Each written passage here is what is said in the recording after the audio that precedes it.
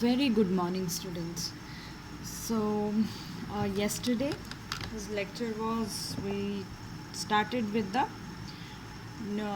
nucleotides. We discussed nucleotides. We discussed nitrogen bases, right? We discussed the constituents of nucleotides.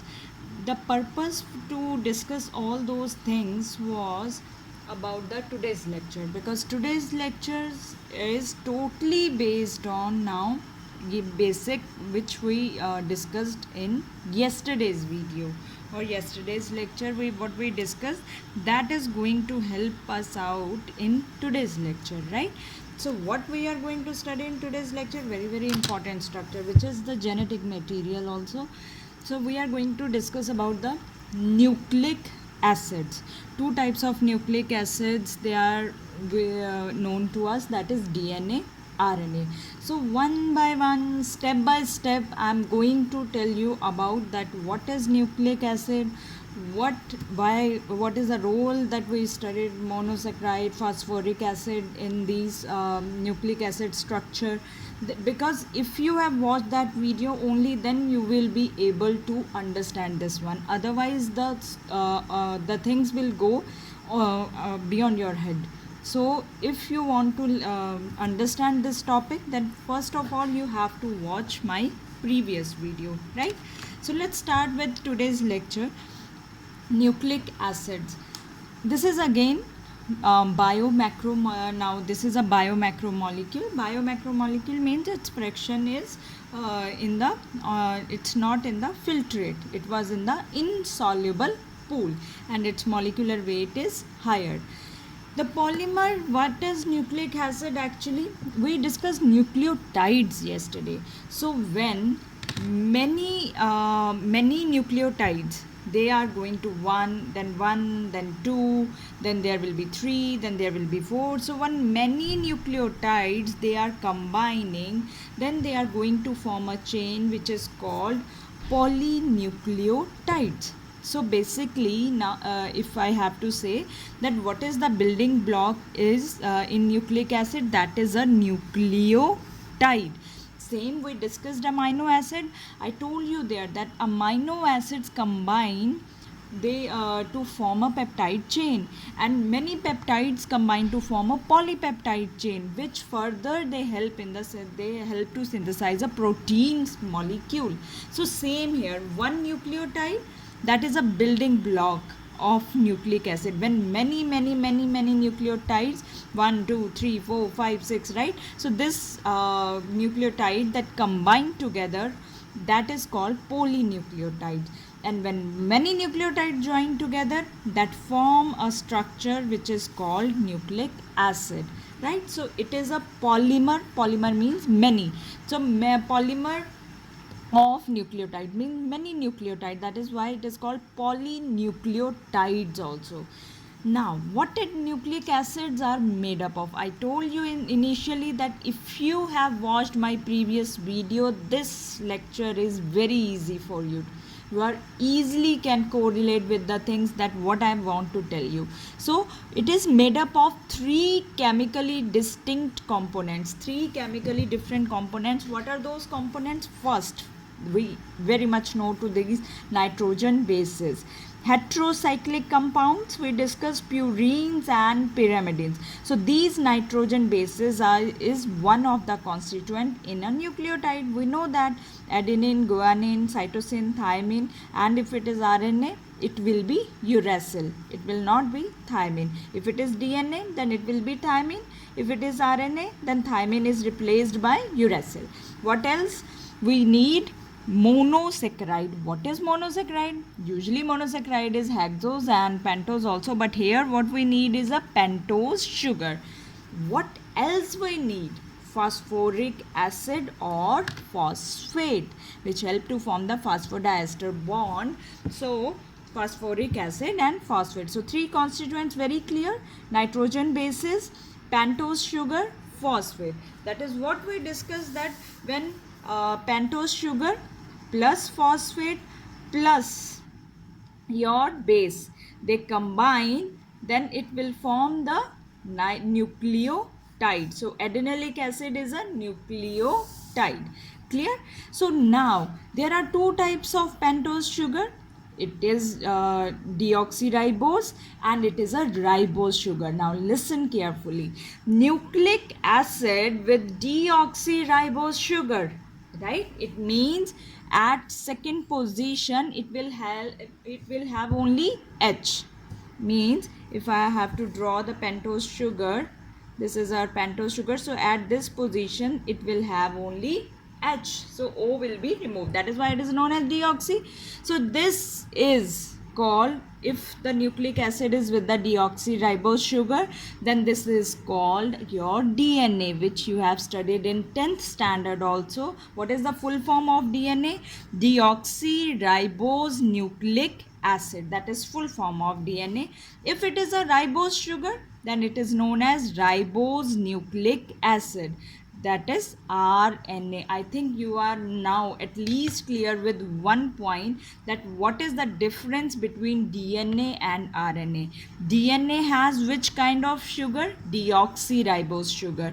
RNA has which kind of sugar? Ribose sugar. That is why on the basis of their sugar, their name has been given, right? So let's now start. If you are clear with these basic things, now let's start with our very important structure, that is the DNA. What is DNA? Just now, right now I told you, that is the deoxyribose nucleic acid. Now usually we call it that it is a double stranded structure or double helical structure. Double stranded structure means it is made up of two strands. Helical structure, why we call it helical structure? When these two strands, they are arranged in a coiled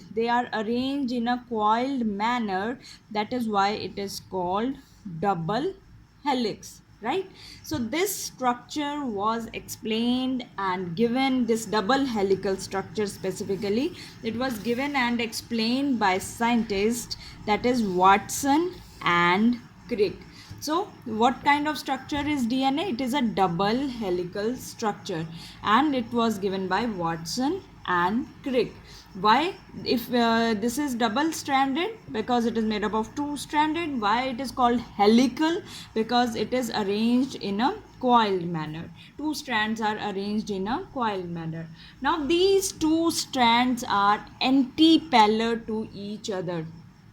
Antipolar is like, suppose if this strand is moving in 5 to 3 direction. I will explain this when we will discuss the structure of DNA, that what is 5 what is 3 The other strand will run in 3 to 5 direction, opposite.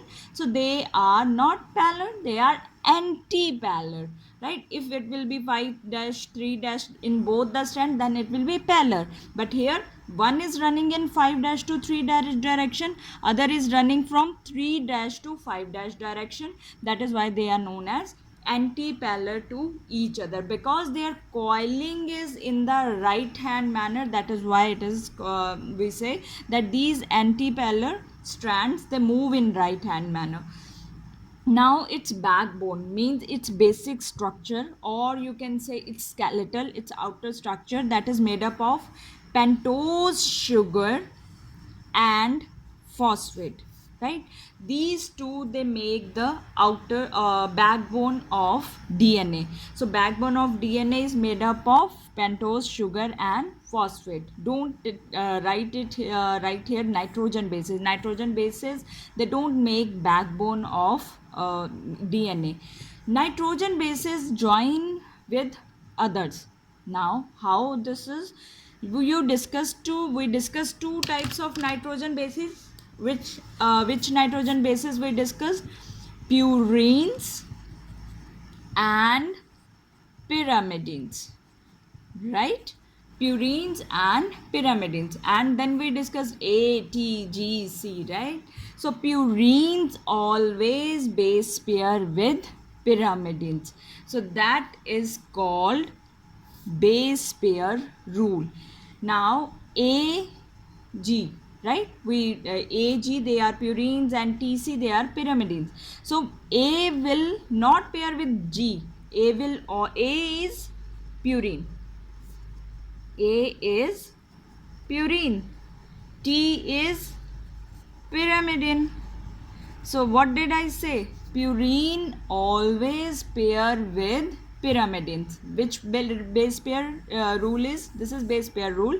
So purine is joined with pyrimidine with the help of 2 hydrogen bonds. Again, one purine with joined with another pyrimidine with the help of 3 hydrogen bonds. So if A has to join with T, adenine has to join with thymine. It will join with the 2 hydrogen bonds. If there is guanine on one strand and there is cytosine will be on other strand, then they will be joined by 3 hydrogen bonds. Clear? Right? If suppose I told you that if these are our DNA strands, right? Now A, T, G, C. Clear? That is on one strand. Now what will be present on opposite strand? It will be T, it will be A, it will be C, it will be G.